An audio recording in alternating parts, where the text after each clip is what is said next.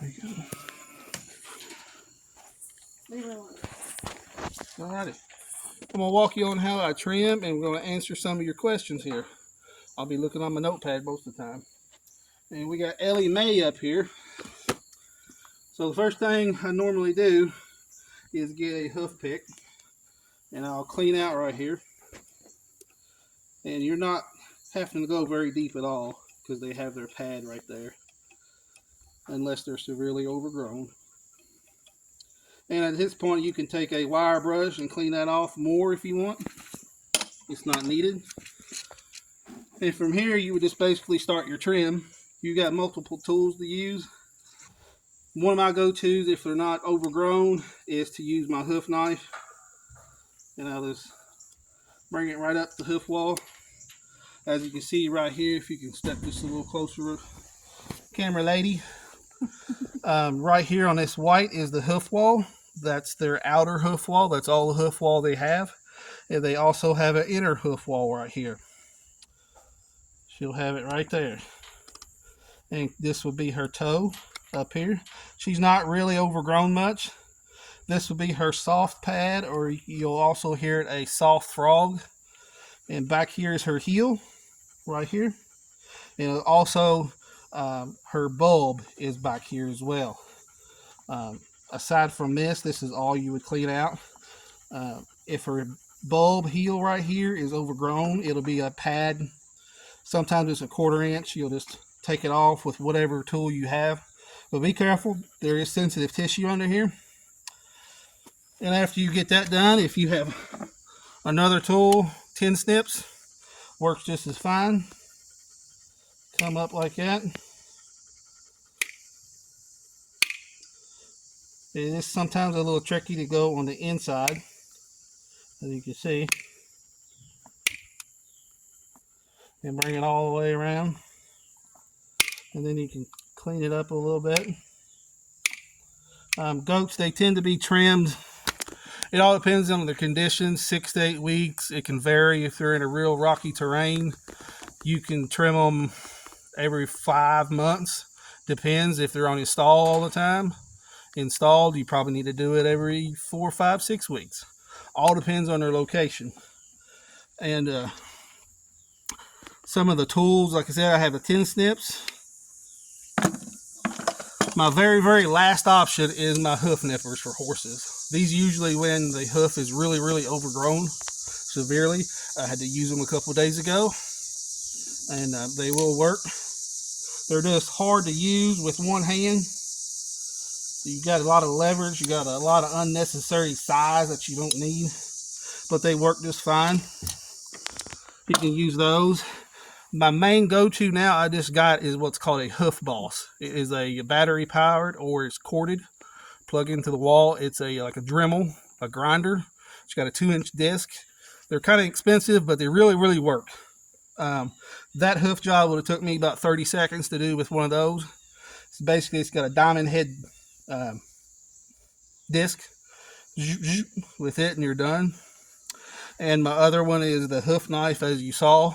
You can get these on any supply store. I got this actually off of TikTok. It's been a real good knife. Signs of any hoof rot. You'll also check right in here on her white line, that white spot.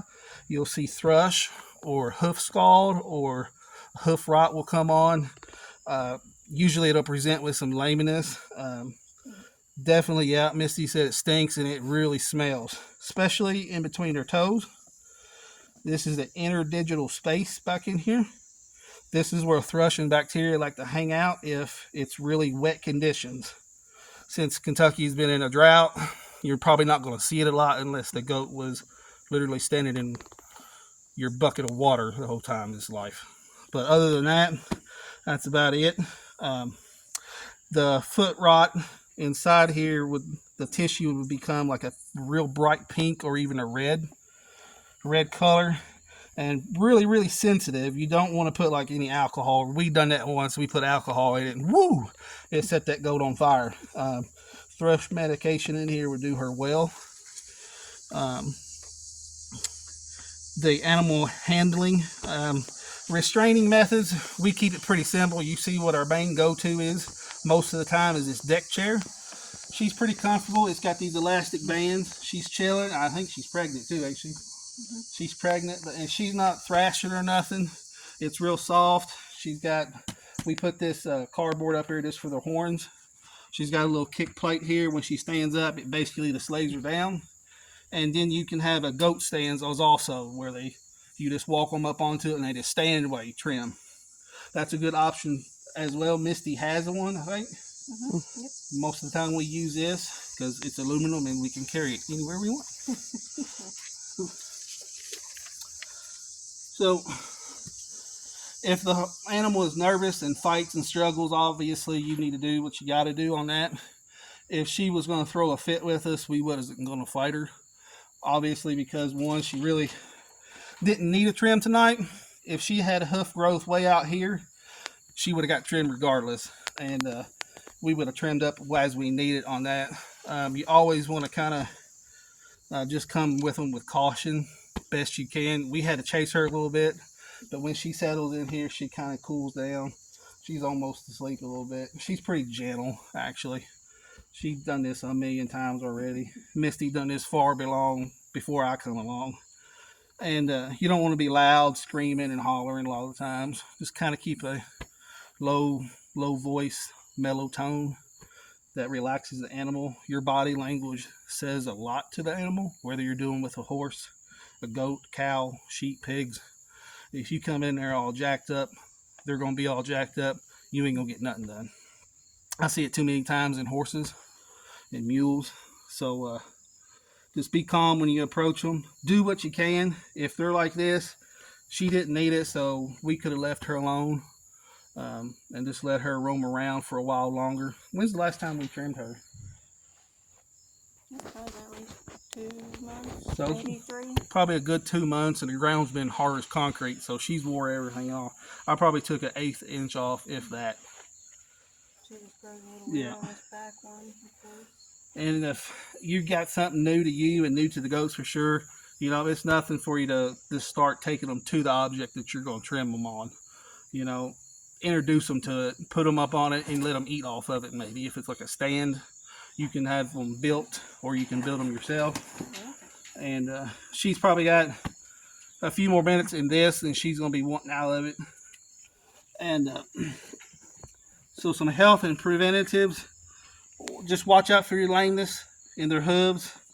Foot rot, also thrush is one of their biggest foes. Check for the foul odor. Always keep in mind in that because of the toes right here. Stuff sits up there, and it can sit up here on their pads. It's not as common as you would see in horses, donkeys, mules. They don't have a big concavity right here to hold a lot of that stuff in. So when she's bouncing around being a goat, she's knocking a lot of this debris out of here most of the time. And she keeps her foot pretty clean. So as far as disinfecting your tools, that's the problem. It's basically what you want to do. I've never done that, honestly, and I've never known of thrush and stuff to be cross-contaminated with your tools.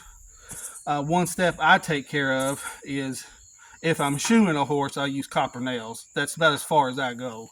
But for his goats and stuff, you saw me cut with this, and we just put shoes on a horse. That shouldn't cause no problems at all. I've never seen that. I've never heard of that, unless something new has come about that I don't know of. But if you wanted to, you could use like 1 part bleach, 10 parts water, or like 91% alcohol, rubbing alcohol, and spray your stuff down if you wanted to do that. That wouldn't hurt nothing. You can also use a copper sulfate or a zinc sulfate solution if you wanted to soak your tools. I don't do that again. A lot of that stuff, if you introduce water onto any of these tools that I use, rust will be your best friend for life. So I just kind of wipe them off at best and go on.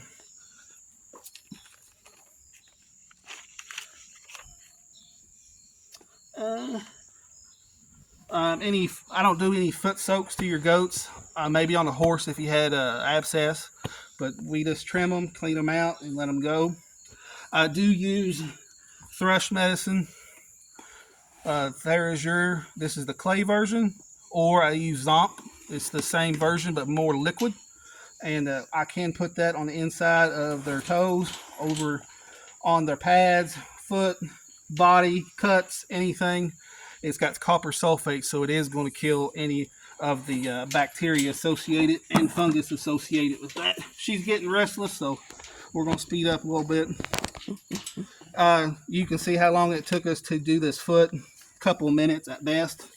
We could already had two or three trimmed already by doing this, so it really doesn't take long unless they're really overgrown, and it depends on how many times she's been trimmed. Any mineral, yeah, any mineral feedings and stuff, you can get goat blocks, a good quality goat feed. Worm your goats. Once they get sick, it's really hard to get them to rebound from it. They kind of crash pretty quickly. So just provide them nutrition and let their body take care of the rest. Give them a good place to stay when it's cold. They'll handle themselves pretty decent after that. Any meds for on hand if bleeding situations. I always keep gauze, a combine pad or a roll, a vet wrap definitely with me. And any minor scrapes and stuff, might take a week or two to heal up. Anything deeper than that, you might need stitches and might just need going to the vet. Aside from that, that is it. It's really quick and they're pretty simple to trim.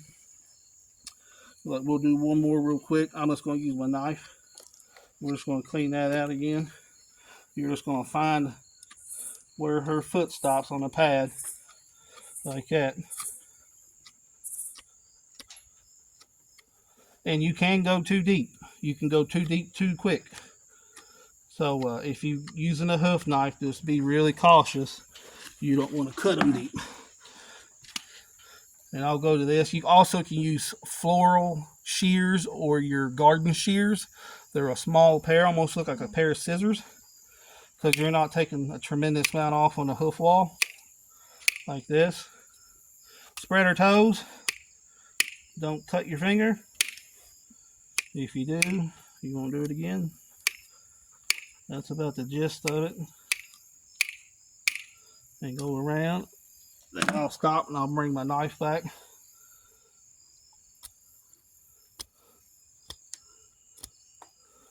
Like that, and you see how it's pointed. You'll take that little bit of a point off. So I'll come back and get my shears again and just snip it. Just like that. And that's about what you need to do. And sometimes you'll see this side of the hoof wall grow over. Most of the time this will be the one you trim off versus this.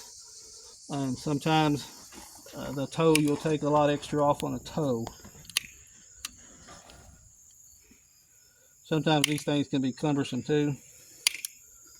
So I love a hoof knife on goats, or that hoof boss. The hoof boss runs you about $300. They're a little expensive, but like I said, they got that grinding disc, and it doesn't take long to do them.